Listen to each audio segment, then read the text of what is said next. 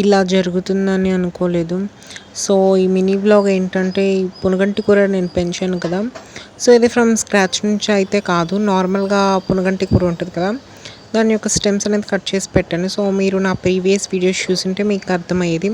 So దీనికైతే మొత్తం pest పట్టేసింది, అంటే పెస్ట్ కూడా కనిపించట్లేదు, మొత్తం కూడా ఇలా హోల్స్ లాగా పడిపోయింది. ప్రతి లీఫ్కి ఇంత ఉంది అండ్ లీఫ్ ఎడ్జ్లో కూడా కొంచెం లీఫ్ బర్నింగ్ లాగా అయిందనమాట.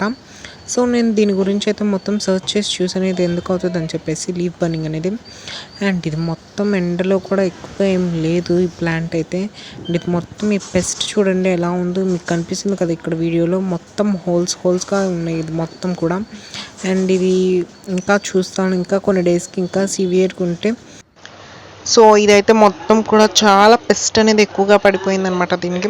సో మనకి ఆ పెస్ట్ కూడా ఐడెంటిఫై చేయలేకంతగా ఉంది, ఎందుకంటే మొత్తం అసలు పెస్టే లేదు దానికి, చూడడానికి అయితే లేదు పెస్ట్, కానీ పెస్ట్ చేసిన ఫుడ్ తినేసింది మొత్తం పెస్ట్ కూడా.